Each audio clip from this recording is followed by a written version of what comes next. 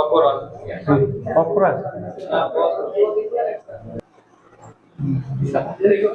আচ্ছা দেখো দেখো, এটা বলছিলাম, এটা দেখো আরেকবার বলে দিচ্ছি আমি, যে গ্যাসের অনুর গতিশক্তি 3/2 কি করে হচ্ছে, 3/2 কেটি কি করে হচ্ছে। এই তো বললাম গতিশক্তি মানে কি হাফ এম ভি স্কয়ার, আমি জানি, যারা বুঝতে পারে না একবার দেখে নাও। তাহলে গতিশক্তি সমান যদি হাফ এম ভি স্কয়ার হয়, তাহলে হাফ ইন্টু এম, ভি মানে কি, এটা হচ্ছে গ্যাসের বেগ, গ্যাসের বেগ মানে আমরা সিআরএমএস টা ধরছি, তাহলে সিআরএমএস সমান 3RT/m, তাহলে 3RT/m এর রুট ওভার অফ 3RT/m তার স্কয়ার হয়ে যাবে, মানে এখানে চলে আসবে 3RT/m, তাহলে এম এম কেটে গেল, তাহলে কি আছে 3/2 তাহলে এক মোল যে কোনো গ্যাসের গতিশক্তি সমান 3/2। এটা বোঝা গেছে। এইবারে দেখো, যদি আমরা একটা অণু গতিশক্তি বলি তাহলে কেমন আসবে, আবার বলে দিচ্ছি বোল্টজম্যান কনস্ট্যান্টের ব্যাপারটা।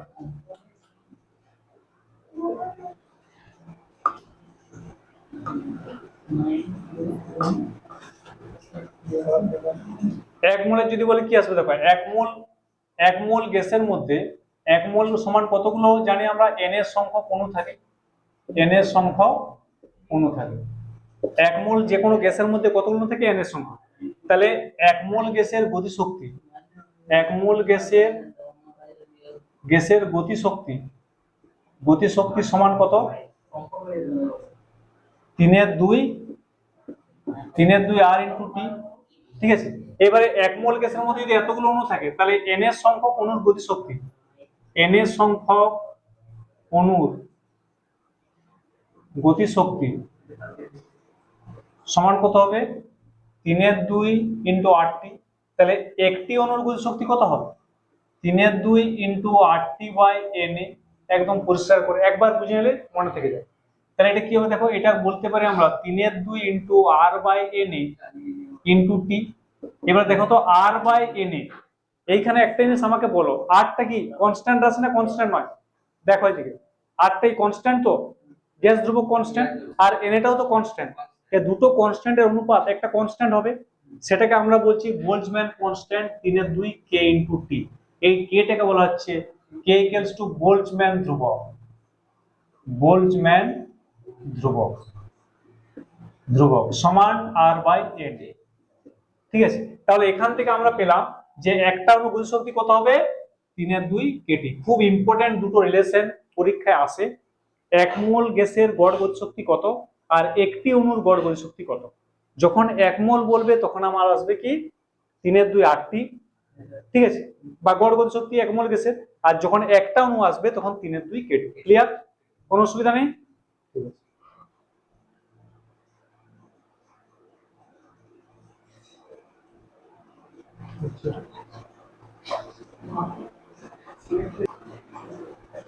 দেখো বাস্তব গ্যাসটা কিভাবে আমরা জানবো, আদর্শ গ্যাস সমীকরণ আমরা জানলাম কি, পিভি সমান nRT যদি এক মোল গ্যাস হয়, আর যদি n মোল গ্যাস হয়, আর যদি এটা হচ্ছে n মোল গ্যাস, এক মোল গ্যাসের ক্ষেত্রে পিভি সমান RT হবে যদি এক মোল গ্যাস হয়। এইটা গেল আমার আদর্শ গ্যাস সমীকরণ। আচ্ছা বাস্তব গ্যাস কি এই সমীকরণ মানবে, কেন মানবে না, কতটা মানছে বা কতটা না মানছে, এই দেখো কতটা মানছে বা কতটা না মানছে তার জন্য একটা পরীক্ষা হয়েছিল। পরীক্ষাটা কি, পরীক্ষাটা হচ্ছে বিজ্ঞানী এমাগা কিছুগুলো রেখা কল্পনা করেছিল, এমাগা রেখা বলা, এমাগা গ্রাফ।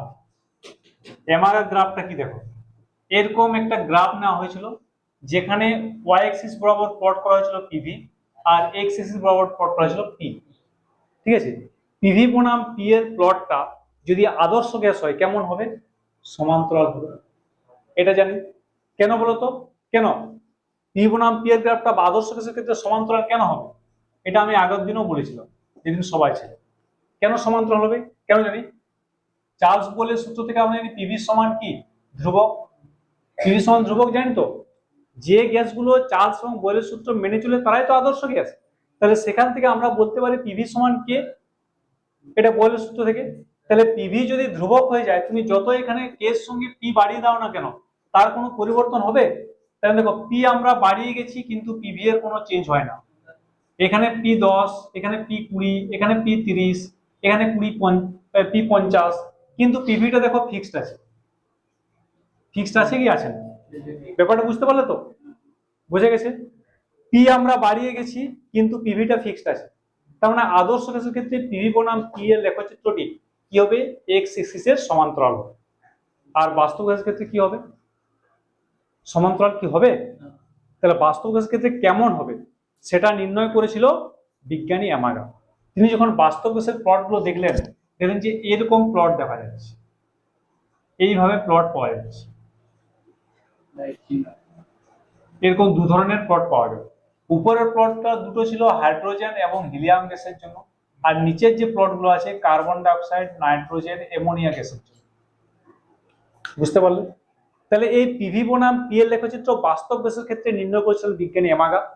নির্ণয় করে দেখলেন যে কার্বন ডাইঅক্সাইড, নাইট্রোজেন, অ্যামোনিয়া এদের গ্যাসের তাপটা প্রথমে নিচে নামছে, তারপরে উপরে বাড়ছে, আর হাইড্রোজেন এবং হিলিয়াম গ্যাসের তাপটা সোজাসুজি বেড়ে গেছে।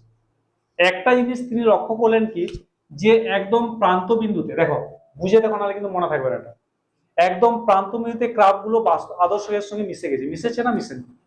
কোথায় মিশেছে? এইখানে। এইখানে পি এর মান কত? 0 বা 0-র কাছাকাছি। তাহলে যখন পি টেন্ডস টু 0, পি যখন 0-র দিকে গেছে, পি এর মান যখন 0-র কাছাকাছি, তখন বাস্তব গ্যাস আর আদর্শ গ্যাস সব মিলেমিশে একাকার হয়ে গেছে। বাস্তব গ্যাস আর আদর্শ গ্যাস সব একই হয়ে গেছে। একই হয়েছে না হয়নি? হয়েছে তো। তার জন্য তোমরা মাধ্যমিকে এটা পড়তে যে বাস্তব গ্যাসগুলো নিম্ন চাপ আর উচ্চ উষ্ণতায় আদর্শ গ্যাসের মতো আচরণ করে না?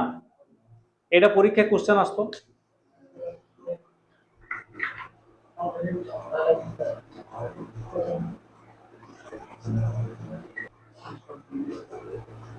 আচ্ছা দেখো তাহলে কি হলো, কি দেখলাম বলতো, নিম্ন চাপে বাস্তব গ্যাসগুলো আদর্শ গ্যাসের সঙ্গে মিলে যাচ্ছে।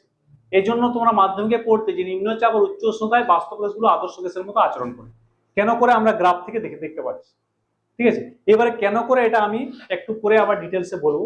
তাহলে অ্যামাগা রেখার প্লট থেকে আমরা বুঝতে পারলাম যে বাস্তব গ্যাস আদর্শ গ্যাসের মতো আচরণ করে। ঠিক আছে, তাহলে এই সমীকরণটা বাস্তব গ্যাস সবসময় মানছে না। কেন মানছে না সেটা এবারে দেখবো, যে বাস্তব গ্যাস কেন আদর্শ গ্যাস সমীকরণ মানছে না।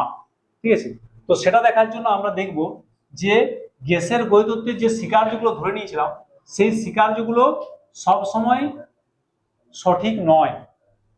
গ্যাসের গতিতত্ত্বে যে স্বীকার্যগুলো ধরা হয়েছিল, সেই স্বীকার্যগুলো সবসময় সঠিক হচ্ছে না। কোথায় সঠিক হচ্ছে না? কি ধরা হয়েছিল? ধরা হয়েছিল তাদের মধ্যে কোনো আকর্ষণ নেই। আকর্ষণ নেই কাদের মধ্যে? গ্যাস অণুগুলোর মধ্যে। গ্যাস অণুর মধ্যে কোনো আকর্ষণ নেই, এটা আমরা ধরেছিলাম তো। এটা কাদের মধ্যে নেই? আদর্শ গ্যাসের মধ্যে নেই। কিন্তু বাস্তব গ্যাসে আকর্ষণ আছে, আছে বলে বাস্তব গ্যাসকে তরল করা যায়। তরল করা যায় তো, চাপ প্রয়োগ করলে তরল হয়ে যাবে। সেই জন্য এই যে লিকুইড নাইট্রোজেন, লিকুইড হাইড্রোজেন পাওয়া যায় না। লিকুইড হাইড্রোজেনটা কোথায়? তোমার যেটা স্যাটেলাইটের জ্বালানি হিসেবে ব্যবহার হচ্ছে liquid hydrogen. Chandrayaan 2, Chandrayaan 3-তে liquid hydrogen দিয়ে পাঠাচ্ছে। সামান্য একটু হাইড্রোজেন বছর বছর ধরে সেখানে এনার্জি সাপ্লাই করতে পারবে। বুঝতে পারলে? যদি 1 কেজি তুমি লিকুইড হাইড্রোজেন নিয়ে আসো, ঠিক আছে, এই ঝাড়গ্রাম জেলার শক্তিটা মানে শক্তি খরচ মিটে যাবে, ইলেকট্রিক খরচ 1 মাস 2 মাসে। কোথায় পাওয়া যায়? ওটা ল্যাবে আছে, তোমার যেখানে ইন্ডাস্ট্রিয়াল লিকুইড হাইড্রোজেন বানায় সেখানে আছে। মানে প্রচুর পরিমাণ শক্তি দেয়। সর্বোচ্চ জ্বালানি সবচেয়ে বেশি তোমার তাপন মূল্য লিকুইড হাইড্রোজেন। এই যে আমরা এলপিজি গ্যাস থেকে শক্তি পাই, যত যা আছে তার মধ্যে সবচেয়ে বেশি শক্তি দিতে পারে তরল হাইড্রোজেন। তার জন্য তরল হাইড্রোজেন দ্বারা এখন আমরা গ্রিন কেমিস্ট্রিতে তরল হাইড্রোজেন ব্যবহার হচ্ছে। গ্রিন কেমিস্ট্রি মানে যে কেমিস্ট্রি কোনো দূষণ ঘটায় না। বুঝতে পারছি? দেখো এই যে তাপ শক্তি তৈরি করতে গেলে আমার দূষণ ঘটছে না? তাপ বিদ্যুৎ কেন্দ্রে কার্বনের দহন হচ্ছে, কার্বন ডাইঅক্সাইড উৎপন্ন হচ্ছে। লিকুইড হাইড্রোজেন তৈরিতে কোনো তো আমার লাগবে না, শুধু হাইড্রোজেনটা প্রডিউস করতে হবে, তৈরি করতে হবে। তাই লিকুইড হাইড্রোজেন হয়ে গেলে অনেক শক্তি যোগান, কিন্তু একটু খরচ সাপেক্ষ। বুঝে গেছে তো? সেটা বলছে কি না, তাহলে হাইড্রোজেনকে তরল করা যাচ্ছে, তাহলে গ্যাস অণুগুলোর মধ্যে আকর্ষণ আছে বলে তরল করা যাচ্ছে। তাহলে এটা আমাদের ভুল ছিল, এই কনসেপ্টটা ভুল ছিল। 2 নম্বর যে আমরা আয়তনটা নেই বলেছিলাম, আয়তন নগণ্য বলেছিলাম, এটাও ঠিক নয়। এটাও ঠিক নয়, কারণ গ্যাসের একটা নির্দিষ্ট আয়তন আছে। বুঝে গেছে? তাহলে আয়তন যে নগণ্য, এই কথাটাও ঠিক নয়। তাহলে এটাও ছিল আমাদের ভুল। 3 নম্বর যে স্থিতিস্থাপক সংঘর্ষ ঘটে বলেছিলাম, এটাও ঠিক নয়। স্থিতিস্থাপক যে সংঘর্ষ ঘটে বলেছিলাম, এটাও ঠিক নয়। তাহলে এই জিনিসগুলো আমরা ধরে নিয়েছিলাম, কিন্তু এগুলো বাস্তবে হয় না।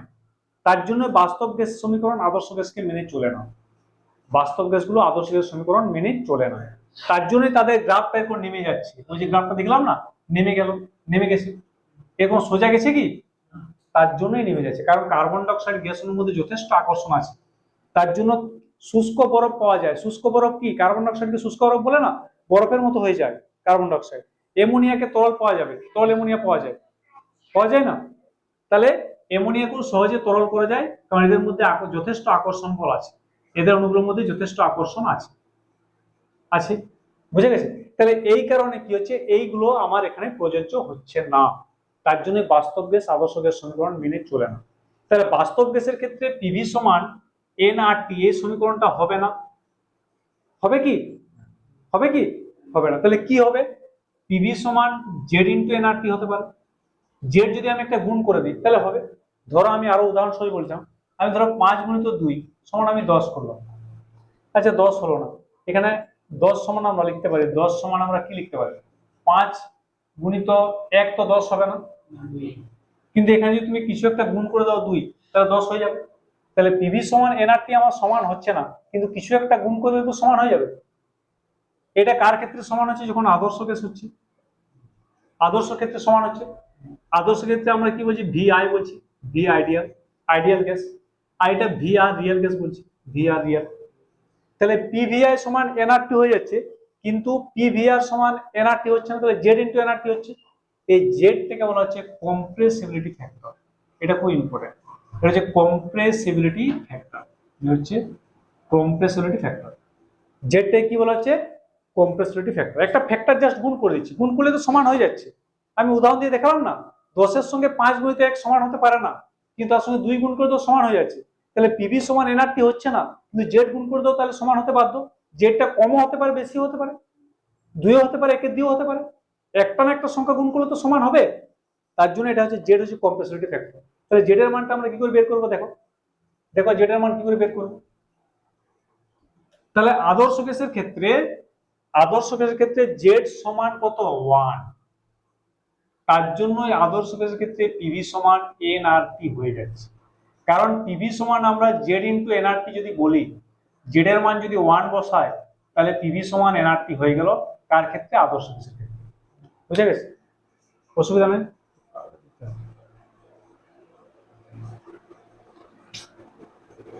কি হচ্ছে ফার্স্টে দিলেন,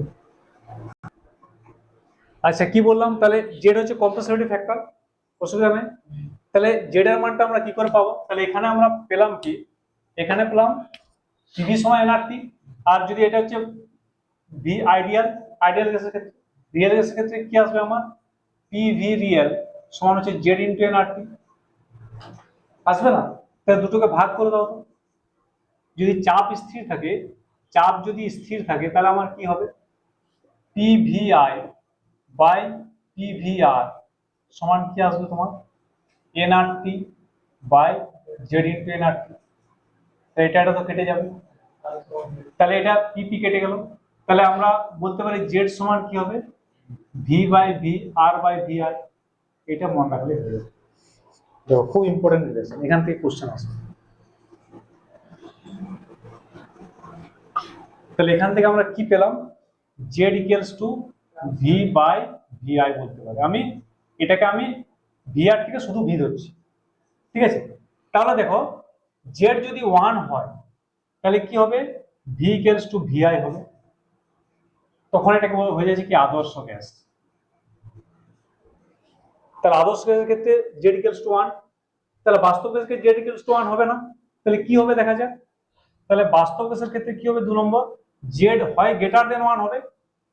যদি হ্যাঁ গ্রেটার দেন 1 হলে কি হচ্ছে, গ্রেটার দেন 1 হলে কি হবে, V by V I, V by V I greater than 1 হবে। তখন আমার কি হবে, V greater than V I হবে। ব্যাপারটা বুঝতে পারলে, এটার মধ্যে সব আছে, হবে না, হবে না? তাহলে ভি গ্রেটার দেন যদি ভি আই হয়, তার মানে বাস্তব গ্যাসের ভলিউমটা আদর্শ গ্যাসের ভলিউম থেকে বেড়ে গেছে, বেড়ে গেছে তো। তাহলে এটাকে বলা হয় ধনাত্মক বিচ্যুতি, খুব ইম্পর্টেন্ট, যে কখন বাস্তব গ্যাসের ক্ষেত্রে ধনাত্মক বিচ্যুতি দেখাবে। তাহলে এটা হচ্ছে আমার ধনাত্মক বিচ্যুতি, এটা আমার ধনাত্মক বিচ্যুতি, ধনাত্মক বিচ্যুতি, বোঝা গেছে? আর 3 নম্বর অপশন কি আসতে পারে, জেড লেস দেন 1 হতে পারে। কখন হবে, তখন কি হবে V by V I less than 1 হবে। তখন আমাদের কি হবে ভি লেস দেন ভিআই হবে। তার মানে দেখো আসল ভলিউমটা আইডিয়াল ভলিউম থেকে কমে গেছে, কমেছে না, তার মানে এটা হবে ঋণাত্মক। এটা তো পরীক্ষায় কোশ্চেন আসে, এটাই পরীক্ষায় কোশ্চেন আসে। বাস্তব গ্যাসের ক্ষেত্রে জেড গ্রেটার দেন 1 হলে কি হবে তাকে আমরা কি বলবো, আদর্শের ক্ষেত্রে জেড লেস দেন 1 হলে কি হবে তাকে আমরা কি বলবো। আচ্ছা এখানে একটা জিনিস ভেবে দেখো তো, ভি গ্রেটার দেন ভিআই মানে বাস্তব গ্যাসের ভলিউমটা অনেক বড়, তাহলে ওই গ্যাসকে কি সহজে চাপ প্রয়োগ করে তরলে পরিণত করা যাবে? তাহলে যদি জেড গ্রেটার দেন 1 হয় তাহলে সেই গ্যাসকে সহজে তরল করা যাবে না, এটাও পরীক্ষায় কোশ্চেন আছে। যে একটা গ্যাসের ক্ষেত্রে জেড গ্রেটার দেন 1 তাহলে গ্যাসটাকে কি সহজে তরল পরিণত করা যাবে? যাবে না। এটা বলছে জেড লেস দেন 1 মানে ভি লেস দেন ভিআই মানে ভলিউমটা অলরেডি আদর্শ গ্যাস থেকে কমে গেছে, তাহলে একটু চাপ প্রয়োগ করলে সে তরল হয়ে যাবে, ভলিউম তো কমে আসে, তাহলে এটাকে সহজে তরলে পরিণত করা যাবে। এই জিনিসটা ক্লিয়ার হয়েছে কিনা বলো, এই জিনিসটা ক্লিয়ার হয়েছে কিনা বলো, হয়েছে। ভি সমান ভিআই হলে তো আদর্শ গ্যাস হয়ে গেল।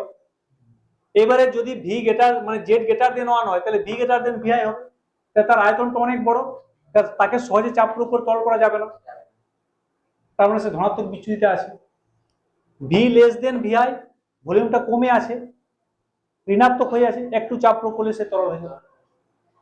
বুঝে গেছে? তাহলে এই জেড কম্প্রেসিবিলিটি ফ্যাক্টরটা গ্যাসের তরল হওয়ার সময় কেমন ভাবে যুক্ত, বুঝতে পারলে?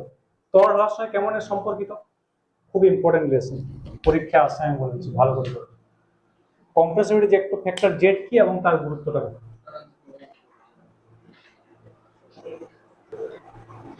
আচ্ছা দেখো কম্প্রেসিবিলিটি ফ্যাক্টর থেকে এটা আমরা বুঝতে পারলাম যে বাস্তব গ্যাস আদর্শ গ্যাস সমীকরণ মানবে না, তাহলে কখন মানবে? নিম্নচাপ আর উচ্চ উষ্ণতায়। তাহলে যদি মানে তাহলে এরকম কোন সমীকরণকে আমরা বানাতে পারবো যেখানে বাস্তব গ্যাস আদর্শ গ্যাসের সঙ্গে মিলে যাবে? বানিয়েছিল ভ্যান ডার ওয়ালস, বানিয়েছিল কে? Van der Waals. সে কি বলেছিল, যদি আমরা পিভি সমান এনআরটি সমীকরণকে আমরা যদি চেঞ্জ করে লিখি P plus A by V square into V minus A into N square by V square into V minus N V equals to N R T, এটা হবে বাস্তব গ্যাসের সমীকরণ। যদি বলো এটা কি করে এলো, হঠাৎ করে আমরা কি করে এটা লিখবো? যে জিনিসগুলো আমার সমস্যা ছিল সেগুলো সমাধান করলেই হয়ে যাবে। সমস্যা কি ছিল, যেখানে বাস্তবে আদর্শ মানছে না, কি সমস্যা ছিল? তাদের আকর্ষণ বিকর্ষণ ছিল, তার আকর্ষণ বিকর্ষণ যোগ করে দাও। কতটা আকর্ষণ দেখো, ধরো এই গ্যাসটা, এইখানে একটা গ্যাস আছে, এখানে একটা দুটো গ্যাস মলিকুল আছে, এই ধরো এখানে এসে ছুটে এসে এখানে আঘাত করে যে চাপ প্রয়োগ করলো সেটাই গ্যাসের চাপ। যদি আকর্ষণ বিকর্ষণ না থাকে সে ফুল স্পিডে এসে এখানে আঘাত করবে, যদি আকর্ষণ বিকর্ষণ থাকে তাহলে ওর স্পিডটা কমে যাবে। কে কমিয়ে দিয়েছে? এই যে আছে, যে টেনে রাখছে, তাহলে যতটা কমিয়ে দিয়ে সেটা যদি আমরা গণনা করতে পারি তাহলে সে আদর্শের সঙ্গে মিলে যাবে। তাহলে কতটা কমিয়েছে, তাহলে যে চাপটা আমরা, এই যে চাপটা পি চাপটা, এই চাপটা বাস্তব গ্যাসের ক্ষেত্রে একটু বেশি হওয়া উচিত, কমিয়ে দিয়েছে তো, আরেকটার মতো টেনে কমিয়ে দিয়েছে, তাহলে কতটা বেশি হওয়া উচিত? এতটা বেশি। এই জন্য এটাকে বলা হচ্ছে প্রেসার কারেকশন চাপ। গণনা করে দেখা গেছে যে অতিরিক্ত চাপ যেটা সেটা এর সঙ্গে সমান, এই এ into N square by V square, এই রাশিটাকে বলা হচ্ছে চাপ সংশোধন রাশি। কোন চাপটা সংশোধন হলো? যে চাপটা আমরা গণনা করিনি, যে চাপটা এ টেনে করে কমিয়ে দিয়েছে, এই অণুটা টেনে করে যে অণুটার চাপ যতটা কমিয়ে দিয়েছে সেটাই হচ্ছে এই রাশিটা। তাহলে ওটা অ্যাড করে দিলে এই দুজন নিশ্চয়ই এক হয়ে যাবে, হবে কি হবে না? হবে তো। তাহলে চাপটা আমরা কারেকশন করলাম, আর একটা কারেকশন করতে হবে কি ভিটা। ভিটা কি করে কারেকশন করবো? তোমাকে ধরো এই রুমটার মধ্যে ঘুরতে বলা হয়, তুমি কতটা জায়গায় ঘুরবে? রুমটার আয়তন যদি 100 স্কোয়ার ফুট হয়, 100 স্কোয়ার ফুট জায়গার মধ্যে ঘুরতে পারবে না? পারবে কি? নিজের জায়গাটা তো মাইনাস হয়ে যাচ্ছে যেখানে যাচ্ছে। তাহলে গ্যাস অণুগুলো যে জায়গাটা পাচ্ছে তার তার আয়তনটা বাদ দিয়ে সেটা ধরতে হবে। গ্যাস অণুগুলো তো একটু আয়তন আছে, তাহলে সে আয়তনটা সে ঘোরার জন্য পাচ্ছে না, তাহলে যে আয়তনটা ভি হচ্ছে তার থেকে কম আয়তন সে পাচ্ছে, তাই জন্য ভিটা মাইনাস হয়েছে। চাপটা প্লাস হয়েছে কারণ যে চাপটায় সে আঘাত করার কথা ছিল তার থেকে বেশি চাপ তার আছে, তাকে কমিয়ে দেওয়া হচ্ছে, কারণ টেনে রেখে কমিয়ে দিচ্ছে। আর যে আয়তনটা সে ঘোরাফেরা করছিল তার থেকে কম আয়তন সে পাচ্ছে। অ্যাকচুয়ালি অত আয়তন আমরা ধরেছি 5 লিটার আয়তনের পাত্রে আছে, আমরা ধরে নিলাম ভি সমান 5 লিটার আয়তনের পাত্র, তাহলে এই পাত্র আয়তন যদি 5 লিটার হয়, এই 5 লিটার জায়গার মধ্যে গ্যাসটা ঘুরতে পারবে? পারবে কি? তার এই জায়গাটা বাদ দিয়ে তো ঘুরবে, যে তার অণুটার যে আয়তন, তাকে যদি একসময় কম্প্রেসড করে দেওয়া হয় তার যে আয়তন সেটা বাদ দিয়ে ঘুরবে। তুমি এখানে একটা ফুটবলকে চারদিকে ছুড়ে দাও, ফুটবল যেখানেই যাক ওই জায়গাটা বাদ দিয়ে শুধু ঘুরবে, তো তার নিচে যে আয়তনটা, তাহলে আমরা এখানে কেমিস্ট্রি মানে নিখুঁত আয়তন মাপবো, ওই এক এক এক মিলিমিটার বা 1 মিটারও কম নয়, তাহলে 1 মিটার জায়গা হলো তো সে নিচ্ছে, তাহলে সেটা আমাকে মাইনাস করতে হবে। তাহলে এইটা মাইনাস করে দিলে এই এনবিটাকে বলা হচ্ছে আয়তন সংশোধন রাশি, আয়তন সংশোধন রাশি। তাহলে এই দুটো সংশোধন করে নিলে আমার বাস্তব গ্যাস আর আদর্শ গ্যাসের সমীকরণ এক হয়ে যাবে। তখন আমার পিভি সমান এনআরটি চলে আসবে কি, P plus A into N square by V square, A into N square by V square into V minus N B equals to N আর টি। এটাকে বলা হচ্ছে ভ্যান ডার ওয়ালস সমীকরণ বা ভ্যান ডার ওয়ালস, এটাকে বলা হচ্ছে ভ্যান ডার ওয়ালস সমীকরণ, বা এটাকে আমরা বলতে পারি বাস্তব গ্যাস সমীকরণ। খুব ইম্পর্টেন্ট, পরীক্ষা আসে যে বাস্তব গ্যাসের ভ্যান ডার ওয়ালস সমীকরণটা লেখো। ভ্যান ডার ওয়ালস সমীকরণ কি? বাস্তব গ্যাস সম্পর্কিত ভ্যান ডার ওয়ালস সমীকরণ হচ্ছে কার ক্ষেত্রে?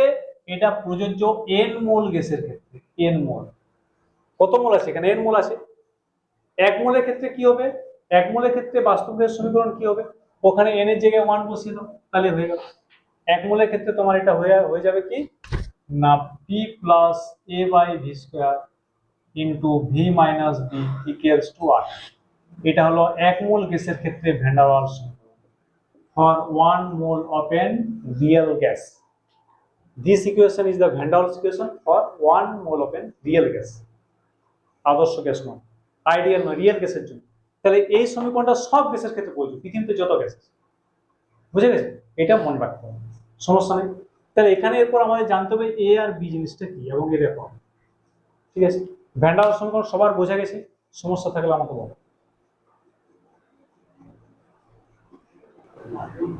আচ্ছা, এইবারে দেখো, এইবারে এটা আমরা দুটো পেলাম, এই যে এ, এর একক কি হবে, এর একক কি হবে এটা বের করতে হবে, খুব সোজা বের করতে পারবে। দেখো, আচ্ছা এটা আমার কোন টার্মের সঙ্গে আছে?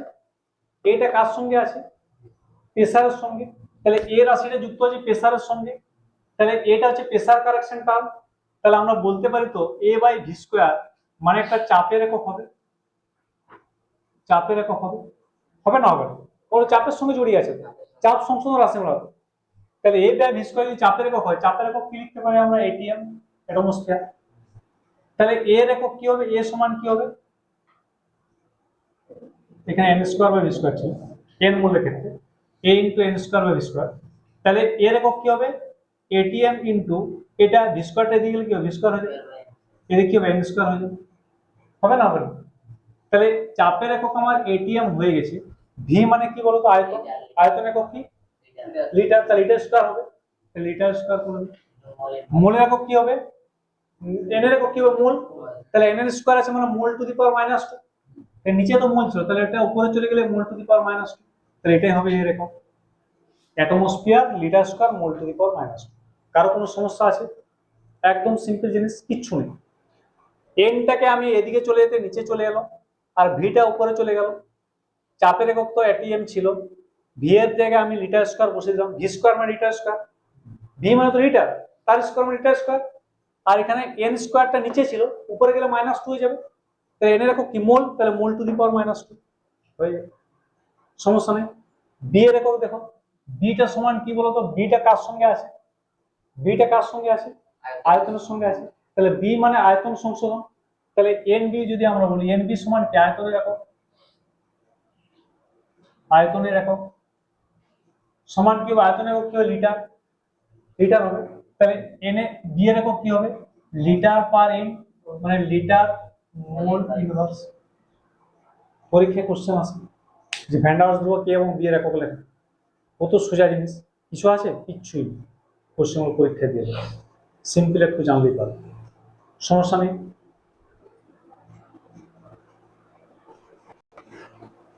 আচ্ছা, যে লোকচিত্র আমরা এক্ষুনি দেখলাম, এই যে আমাগা রেখা, এখানে আমরা দেখতে পেলাম যে একটা নির্দিষ্ট চাপে তারা কি হচ্ছে? আদর্শ গ্যাসের সঙ্গে মিলে যাচ্ছে। তাহলে তার মানে কি ওই ওই চাপটাতেই শুধু সে আদর্শ গ্যাসের মতো আচরণ করবে না, একটা নির্দিষ্ট উষ্ণতায় তাকে থাকতে হবে। যে উষ্ণতায় কোনো একটা গ্যাস আদর্শ গ্যাসের লেখচিত্রের সঙ্গে পি বনাম পি এর লেখচিত্রটা এক্স অক্ষের সমান্তরাল হয়, সেই উষ্ণতা বলছে বোয়েল টেম্পারেচার। ব্যাপারটা বুঝতে পারবে?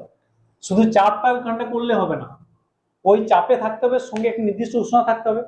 যে উষ্ণতার বেশি থাকলে কিন্তু যতই তুমি চাপ কমাও সে কিন্তু সমান্তরাল হবে না। যদি অনেক উষ্ণতা বাড়িয়ে রাখো, তুমি চাপ যতই দাও না কেন, সে 1000°C তাপমাত্রা আছে কোনো একটা চাপ, কোনো একটা গ্যাস থেকে তুমি যতই চাপ প্রয়োগ করো, যতই চাপ কমাও, সে কিন্তু কিছু হবে না, আদর্শ সমান্তরাল হবে না। তাই নির্দিষ্ট তাপমাত্রায় তাকে রেখে যদি তুমি চাপ কমাও, তাহলে ওই গ্যাসটা আদর্শ গ্যাসের সঙ্গে মিলে যাবে, মানে লেখচিত্রটা মিলে যাবে, পি বনাম পি লেখচিত্র। সেই টেম্পারেচারকে বলা হচ্ছে বয়েল টেম্পারেচার বা বয়েল উষ্ণতা। যে উষ্ণতায় বাস্তব গ্যাসের লেখচিত্রগুলো আদর্শ গ্যাসের লেখচিত্রে আদর্শ পি বনাম পি এর লেখচিত্রের সঙ্গে সমান হয়ে যায়, তাকে বলবো বয়েল উষ্ণতা। বুঝে গেছে? টিবি বলছেন বয়েল টেম্পারেচার। টিবিটাকে এটাকে প্রেজেন্ট করা হয় এ সমান আর বি, এটা হয় টিবি সমান এ বাই আর বি, এটা মনে রাখতে পারো, এ বাই আর বি, টিবি সমান এ by R into B, TB সমান এ by R into B.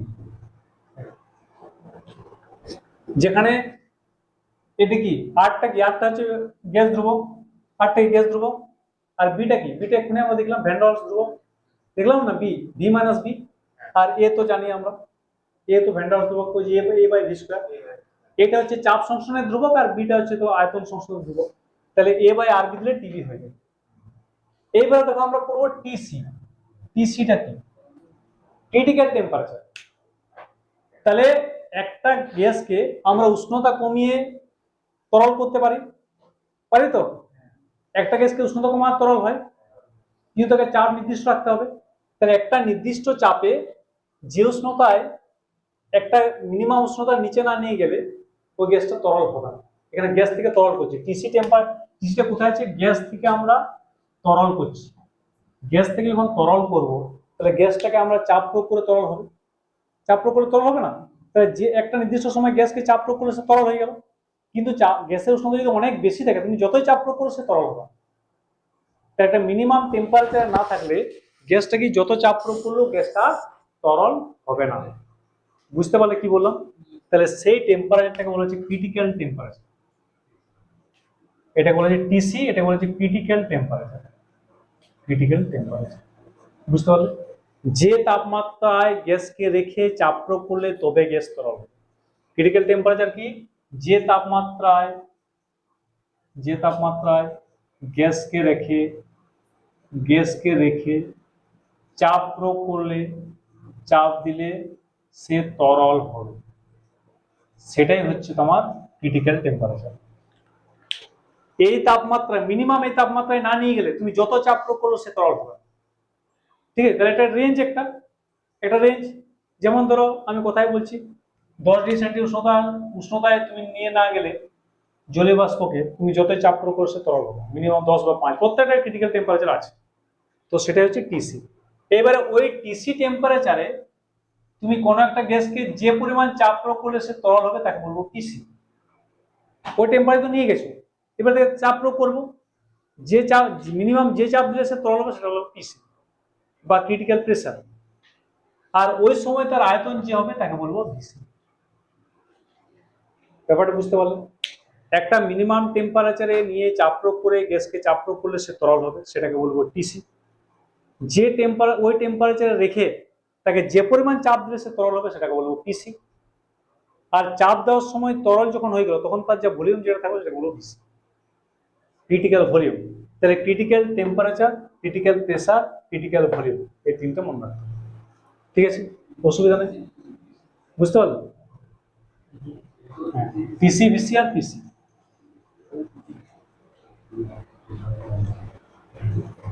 TC সমান হয়, এটা মনে রাখতে পারো, টিসি সমান হয় এ বাই 27 বি স্কোয়ার, আর পিসি সমান হয় 8a বাই 27 আর বি। এটা হচ্ছে পিসি আর পিসি রিলেশন। আর বিসি সমান হয় 3b। এই তিনটা মনে রাখতে পারবে, মনে রাখলে ভালো। পিসি সমান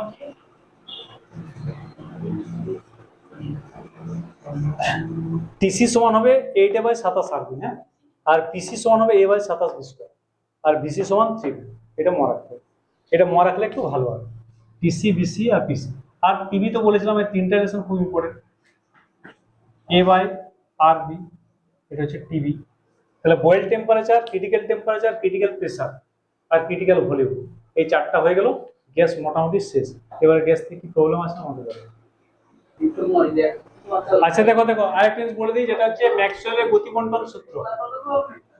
দেখো ম্যাক্সওয়েলের গতি বণ্টন সূত্র ডিএন বাই এন, এই প্রথম ডিএন বাই এন ভার্সাস যদি আমরা বেগ প্লট করি সি, তাহলে এরকম একটা কার্ভ পাওয়া যাচ্ছে।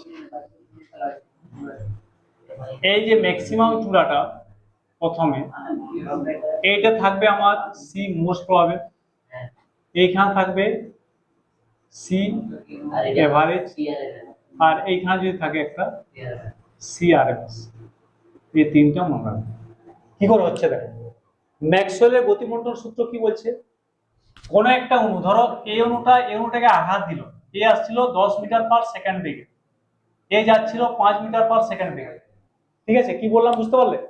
এই অণুটা আসছিল 10 মিটার পার সেকেন্ড বেগে, আর এ যাচ্ছিল 5 মিটার পার সেকেন্ড বেগে। কে তাহলে এ কে আঘাত দিয়ে দিবে, যে এ কে আঘাত দিল তাহলে এর গতিটা বেড়ে যাবে আর এ কমে যাবে। ম্যাক্সওয়েল বলছে এর যতটা বাড়বে এর ততটাই কমবে, মানে এর বেড়ে যদি 10 হয়ে যায় তাহলে এর কত হয়ে যাবে, 5 হয়ে যাবে। আচ্ছা হ্যাঁ 5 হয়ে যাবে। এর বেড়ে যদি 7 হয়, 7 মিটার পার সেকেন্ড, তাহলে এর হয়ে যাবে 8 মিটার পার সেকেন্ড। বুঝতে পারলে? মানে এই অণুটার বেগ যতটা কমবে এই অণুটার বেগ ততটাই বাড়বে। তাহলে কি বলছে ম্যাক্সওয়েল, কি বলছে, তাদের বেগটা পরিবর্তন হলেও বেগের বন্টনটা সর্বদা অপরিবর্তিত, এই জন্য বলছে ম্যাক্সওয়েলের গতি বন্টন সূত্র। তাদের বেগটা পরিবর্তিত হলেও অণুগুলোর বেগের বন্টনটা একই থাকে, মানে বন্টনটা চেঞ্জ হবে না, যতটা এ দেবে সে ততটাই নেবে। বুঝতে পারলো? এটাই হচ্ছে ম্যাক্সওয়েলের গতি বন্টন সূত্র। ঠিক আছে, এবারে ম্যাক্সওয়েলের গতি বন্টন সূত্রে একটা গ্রাফ প্লট করা হয়েছে। ম্যাক্সওয়েলের গতি বন্টন সূত্রে একটা গ্রাফ বানানো হয়েছে। ম্যাক্সওয়েল কি করেছিল, ডিএন বাই এন প্লট করেছিল। ডিএন বাই এন মানে মোট অণুর ভগ্নাংশ, মোট অণুর ভগ্নাংশ, মোট অণুর ভগ্নাংশ বনাম বেগ প্লট করেছিল, মানে অণুগুলোর বেগ। তাতে দেখা গেছিল প্লটটা এইভাবে পাওয়া গেছিল, এবং এখানে তিনটে চূড়া পাওয়া গেছিল। একদম ম্যাক্সিমাম চূড়াটায় যে বেগটা পাওয়া গেছিল সেটা হচ্ছে C most probable velocity, C M. ম্যাক্সওয়েলের গ্রাফে সবচেয়ে উঁচুতে যে চূড়াটা পাওয়া গেছিল সেখানে যে অণুটার বেগ ছিল সেটা হয়েছিল মোস্ট প্রবাবল ভেলোসিটি, ম্যাক্সিমাম বেগ ছিল। তারপরে যেটা অণুগুলো পাওয়া গেছিল সেটা হচ্ছে এভারেজ, তাদের হচ্ছে গড় বেগ পাওয়া গেছিল সেখানে। লাস্ট যেটা পাওয়া গেছিল সেটা হচ্ছে সি আরএমএস, হচ্ছে রুট মিন স্কয়ার ভেলোসিটি। ঠিক আছে, এটা হচ্ছে ম্যাক্সওয়েলের গতি বণ্টন সূত্র। এখানে ওয়াই অ্যাক্সিস বরাবর প্লট হয়েছিল ডিএন বাই এন, মানে মোট অণুর ভগ্নাংশ, আর এদিকে প্লট করা হয়েছিল বেগ, গ্যাস অণুর বেগ। এই দুটো প্লট করতে এই ধরনের একটা কার্ভ পাওয়া গেছিল, এটা হচ্ছে ম্যাক্সওয়েলের গতি বণ্টন সূত্র। শুধু গ্রাফটা মনে রাখবে, আর গ্রাফের তিনটা চূড়ায় কাকে কাকে পাওয়া যাচ্ছে। সবচেয়ে মোস্ট হাইয়েস্ট টপে থাকবে কে, সি মোস্ট প্রবাবল ভেলোসিটি, তারপরে টপের একটু নিচে থাকবে সি এভারেজ, তারপরে থাকবে সি আরএমএস। ঠিক আছে, এই হলো ম্যাক্সওয়েলের গতি বণ্টন সূত্র।